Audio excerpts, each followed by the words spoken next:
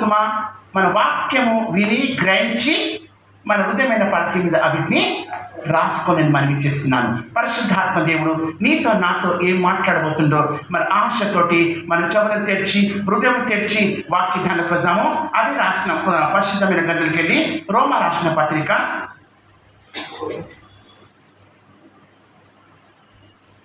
12వ అధ్యాయము 12వ వచనము.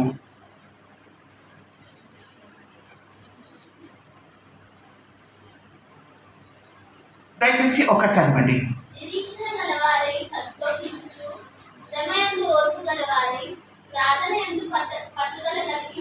చూడండి, అన్ని విషయంలోనంట దేనిలో పట్టుదలగా ఉండాలి మనము? ప్రార్థన. వస్తాయి ఈ అన్ని వస్తూ మనకి ఏం నేర్పిస్తుందంటే క్రైస్తవ బిడ్డలకు ప్రార్థన పట్టుదలగా ఉండుము. నీ ప్రార్థన పట్టుదలగా ఉండకుంటే ఆ అప్పవాడు ఇంకా ఎక్కువ చేయడానికి ప్లాన్లు చేస్తూ ఉంటాడు. నువ్వు ఒకవేళ ప్రార్థనలో ఓర్పును సహనంలో ఇవన్నీ మనం ఉండాలంటే ప్రభు నీతో ఉండాలి కదా. ఇవన్నీ సహించుకుంటా భరించుకుంటా మనం ప్రభునామమే ప్రభు దగ్గరికి వస్తున్నామంటే నీ ప్రార్థన బలమైన ప్రార్థన ఉండాలి. ఎంత చక్కని మాట నుండి పరిశుద్ధాత్మ దేవుడు ఆ కిందికి ఎందుకు చూద్దామా. నిరీక్షణ గలవారై సంతోషించుతూ శ్రమయందు ఓర్పు గలవారై ప్రార్థనయందు పట్టుదల కలిగి ఉండుడి. పరిశుద్ధుల అవసరములలో పాల్పొందుచు శ్రద్ధగా ఆతిథ్యము ఇచ్చుచుండుడి. మిమ్మును హింసించు వారిని దీవించుడి గాని శపింపవద్దు. సంతోషించు వారితో సంతోషించు, ఏడ్చు వారితో ఏడుడు. ఒకరితోనొకడు మనస్సు కలిసి నిలుడు. హెచ్చు వాటి యందు మనసించగా తగ్గు వాటి యందు ఆసక్తులై ఉండు. మీకు మీరే బుద్ధిమంతులమని అనుకునవద్దు. కీడుకు ప్రతి కీడు ఎవరికి చేయవద్దు. మనుషులందరి దృష్టికి యోగ్యమైన వాటిని కూర్చి ఆలోచన కలిగి ఉండు. శక్యమైతే మీ చేతనైనంత మట్టుకు మనుషులతో సమాధానముగా ఉండు. ప్రియులారా, మీకు మీరే పగ తీర్చుకొనగా దేవుని ఉగ్రతకు చోటిల్లు. పగ తీర్చుట నా పని, నేనే ప్రతిఫలము నిత్తును అని ప్రభువు చెప్పుచున్నాడని రాయబడుతుంది. కాబట్టి నీ శత్రువులు ఆకలికొని ఉంటే అతనికి భోజనం పెట్టును, తప్పికొని ఉంటే దాహమును. అలాగు చేయట వలన అతని తల మీద నిప్పులు కుప్పగా పోయిదు. కీడు వలన జయింపబడక మేలు చేత కీడును జయించు. చూస్తారండి, ఎన్ని మాటలు దేవుడు మాట్లాడుతూ ఉన్నాడు మనతోటి. మనం ఒప్పుకోలేని, నేను క్షమించలేని ఆ మాటలు దేవుడు నీతో నాతో చెప్తా ఉన్నాడు. ఎవరు చెప్తారంటమ్మా? ప్రభువే మనతోటి చెప్తుంది. ఏమని? కీడుకు కీడుకు ఏం చేయాలంటే మనము మేలు చేయాలంట. కీడు చేసే వారిని కానీ, కొట్టేవారు కానీ, నిందకు వచ్చేవారిని, మన వెనుకల మాట్లాడుతున్న వారు కానీ, ఎవరే కానీ వారిని పిలిచి మేలు చేయాలంట మనము. హల్లెలూయా. ప్రభు మాట, ప్రభు వాక్యము, ఆయన శరీరం రక్తం మనం తీసుకుంటా ఉన్నాము. ఆ మాట మనం ఒప్పుకోవాలి. ఎవరు చెప్తున్నట్టమ్మా? ప్రభు చెప్తున్నాడు. ప్రభు అంటే చాలా ఇష్టం, ఏసు అంటే ఇష్టం, కానీ కొన్ని ఒప్పుకుంటాము, కొన్ని ఒప్పుకోని స్థితిలో ఉంటున్నాము. మరి క్రైస్తవుడము ఆయన పోలికగా మనం ఉన్న వారిని ఏమంటున్నట్టు ఒకసారి ఆ 19కి చూడండి.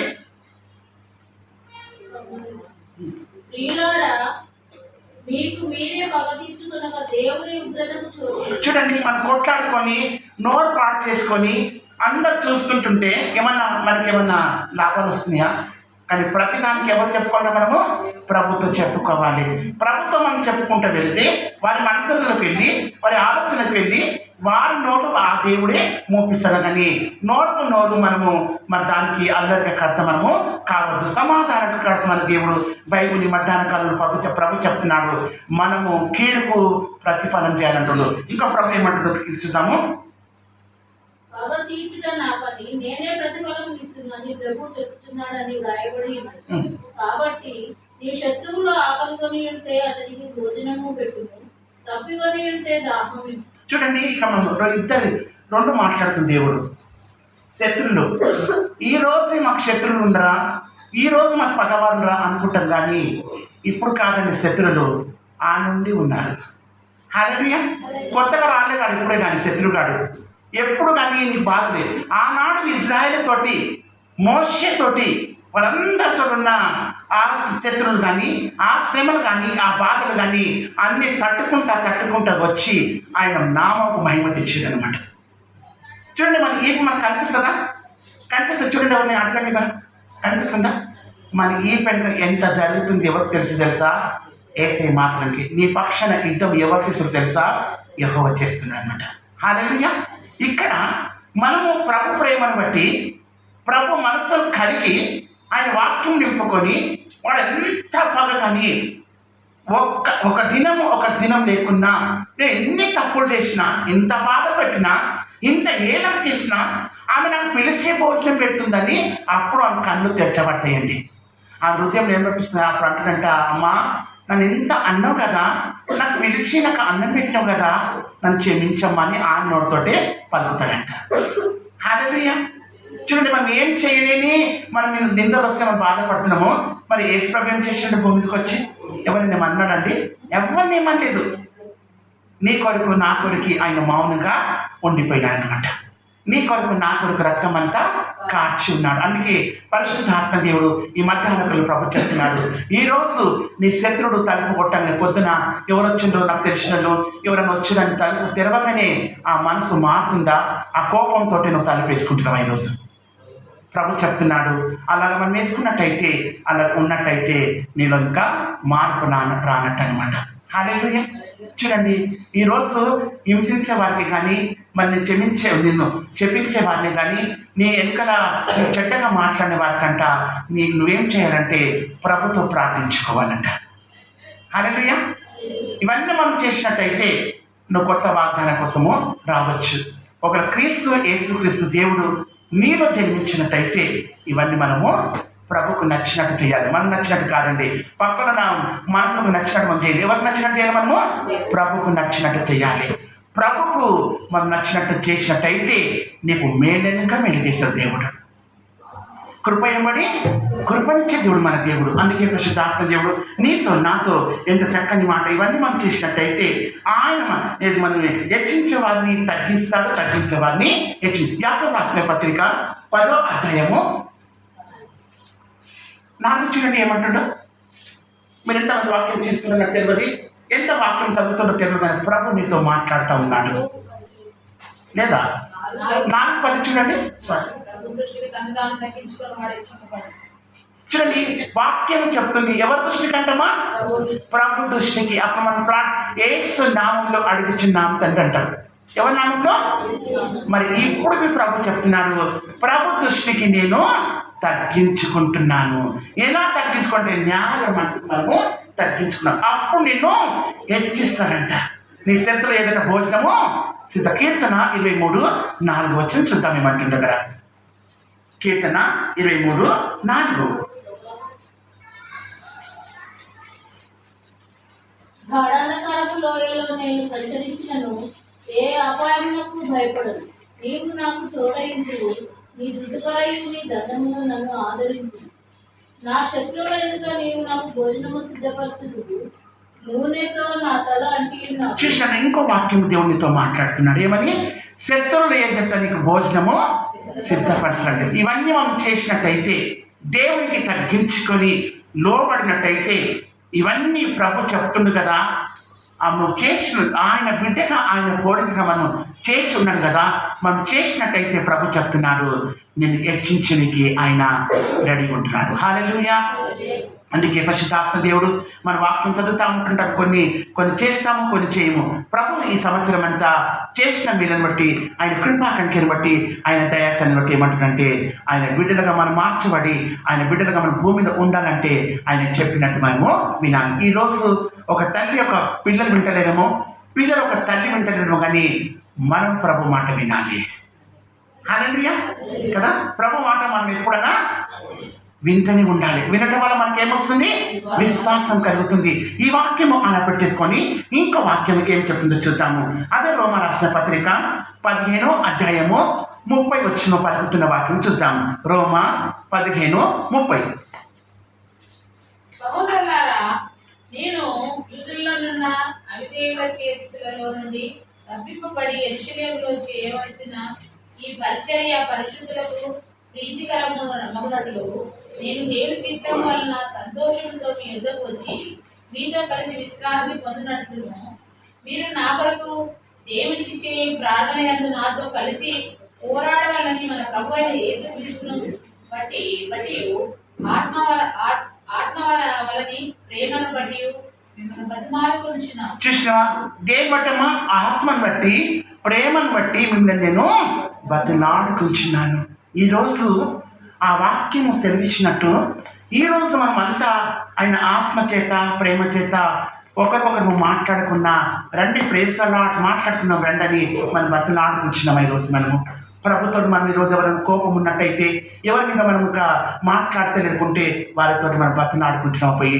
అది చూడండి కీర్తన 30:8 పలుకుతున్న వాక్యము. కీర్తన 30:8.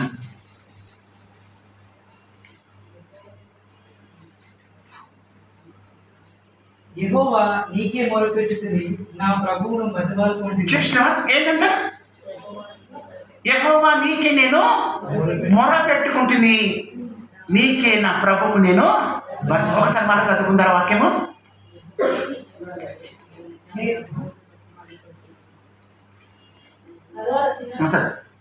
యెహోవా నీకే మొరపెట్టుకుని నా ప్రభువును బతిమాలుకొంటిని. చూసిన యెహోవా నీకే మొరపెట్టుకుని నా ప్రభుని బతిలాడుకుంటుంది. అలా ఉంటున్నాము ఈరోజు మనము. వాక్యము వింటున్నాము, వాక్యం సారంగా వాక్యం నింపుకొని వాక్యములాగా మనం మాట్లాడుతున్నామా?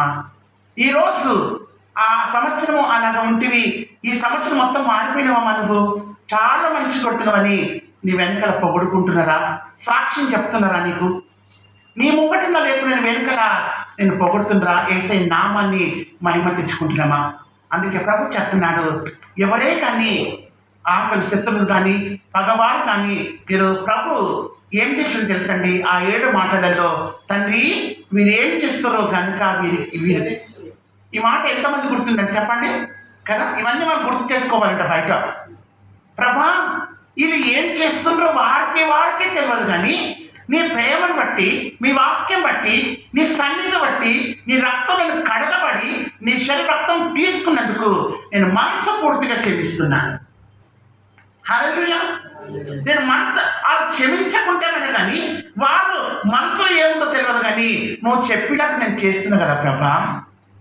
వారంతటే వారు వచ్చి అమ్మా నేను ఎన్ని చాలు తిట్టినా నాకు మంచి నీళ్ళు ఇస్తున్నావు ఏందమ్మా, నాకు భోజనం ఎందుకు నాకు ఇస్తున్నావంటే అని ఆత్మ కళ్ళు తెరచబడతాయి ఏంటమ్మా, నన్ను క్షమించవా, నేను చాలా బాధ పెట్టినా, నీ వెనకాల ఎన్నో మాటలు చెప్పినా నీ ముందుకు దేవుడు తెస్తాడంట.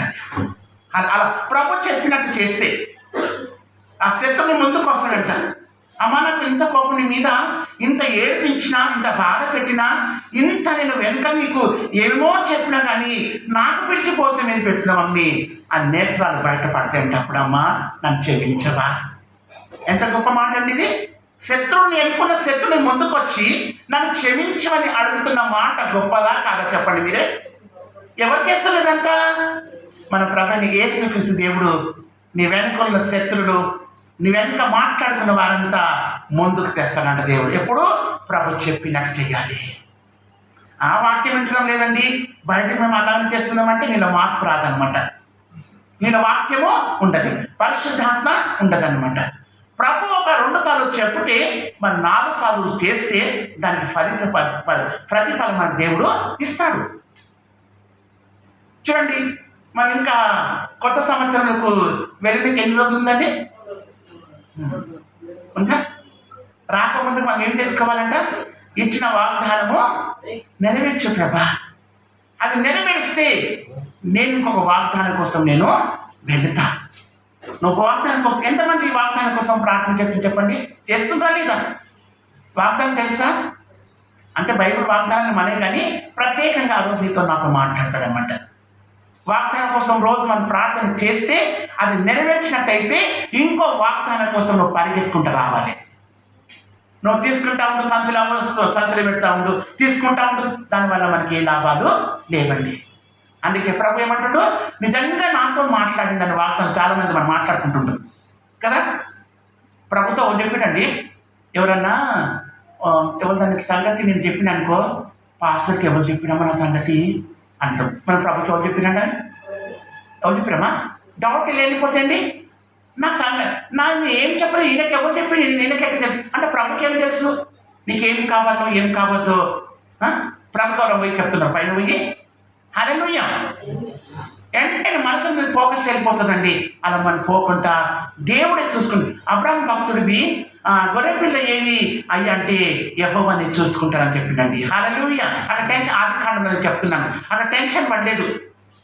ఎవరు చూసుకుంటారంటమ్మా, దేవుడే చూసుకుంటాడు. యెహోవా ఈయననే చూసుకుంటాడు. మన జీవితంలోవి నీకేం కావాలో అన్ని ఆయననే చూసుకుంటాడు. ఒకటి కాదు, రెండు కాదు, నీ జీవిత కాలం అంతలో నీకేమి కావాలో ఆయననే చూసుకుంటాడు. అందుకే పరిశుద్ధాత్మ దేవుడు, మనము ఈ సంవత్సరం అంతా బైబిల్ కంప్లీట్ చేసుకుంటున్నామా? ఎవరైనా బైబిల్ చదివితే విననికి నీ చెవులను కంప్లీట్గా చేసుకుంటున్నావా? ఈరోజు ప్రార్థన కీర్తన 23 ఆఖరి వచనం చూసినట్టయితే, నా గిన్నె నిండి పొర్లిపోతుంది. హల్లెలూయా. గిన్నె అంటే మన హృదయంలోకి వెళ్ళి ప్రార్థనలో నిండుగా ఉండాలన్నమాట.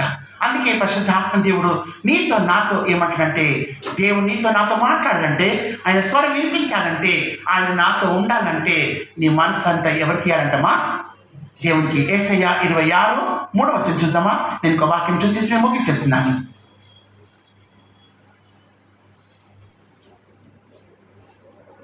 ఎవరి మనస్సు నీ మీద ఆనుకొనునో వారిని నీవు పూర్ణ శాంతి గల వానిగా కాపాడుదువు. ఏలయనగా అతడు నీ యందు విశ్వాసం కలిగి ఉన్నాడు. యెహోవాయే నిత్య ఆశ్రయదుర్గము, వైభవములు యెహోవాను నమ్ముకొనుము. చూడండి, అక్కడ ఒక వాక్యం అంటే ఏమని, మనం ఎక్కడ ప్రార్థన రాగానే మన ఇంత ప్రార్థన చేయగానే మనసు అంతా ఏసకు చెప్పి వేసిన తర్వాత మనం ప్రార్థన చేసుకోవాలి. మనసులు అన్ని పెట్టేసుకొని ఆలోచనలు పెట్టుకొని ప్రార్థన చేసినట్టయితే ఆ ప్రార్థన ప్రభు పాదాలు కడిగి వెళ్ళదండి. ప్రభు ఎలా ఉండాలి, మనసు ఎలా ఉండాలంటమ్మా? ఇంకా సామెతలు 15:7-8 చూడండి. ఎట్టి ప్రార్థన కావాలో దేవుని చూద్దామా? సామెతలు 15:7-8 చూద్దాము. మనకు ఆయనకు ఎటువంటి ప్రార్థన కావాలో చూద్దాం.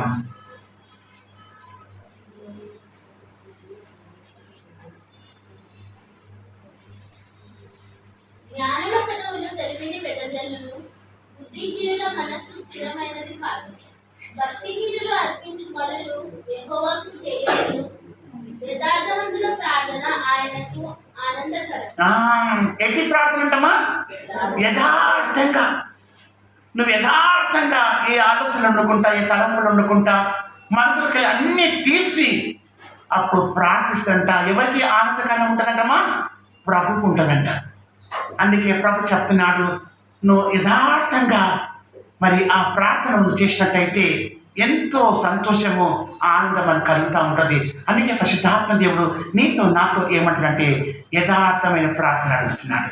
ఈ యథార్థంగా ఎవరికి ఉంటుందంటే, కొంతమంది క్రైస్తవులకు ఉంటుంది, కొంతమంది క్రైస్తవులకు ఉండదని అంటుంది. అందుకే పరిశుద్ధాత్మ దేవుడు మన ప్రార్థన ఎలా ఉండాలంటమ్మా? యథార్థంగా. మనం ఎవరికైనా ప్రేయర్ చెప్పినవి యథార్థంగా చెప్పాలి, వందనాలు చెప్పిన యథార్థంగా చెప్పాలి, మాట్లాడుకున్నవి యథార్థంగా చెప్పాలి. అన్నీ తిన్నాక రెండు తలంపులు మనసులు కలిగి మనము మాట్లాడవద్దు. ప్రభుకి ఎన్ని ఉండండి తలంపులు, ఆలోచనలు? ఒకటి. మనం ఒకటి కలిగి ఉండాలి, ఒక చూపు కలిగి ఉండాలి, ఒక ప్రేమ కలిగి ఉండాలి, ఒక బాటలే మనం నడవాలి, ఒక పిల్ల తల్లిగా మనము మార్చబడాలి. మనం ఎన్ని రక్తంలో కడగబడ్డామండి? మనము ఒకటే రక్తము, యేసుక్రీస్తు రక్తము, మన ప్రభువైన యేసుక్రీస్తు రక్తము, పరిశుద్ధమైన రక్తంలో కడగబడ్డాము. అందుకే పరిశుద్ధాత్మ దేవుడు ఇంకా వాక్యం చూసి మనం ముందుకు సాగుతాం. అదే కీర్తన 109 కీర్తన 30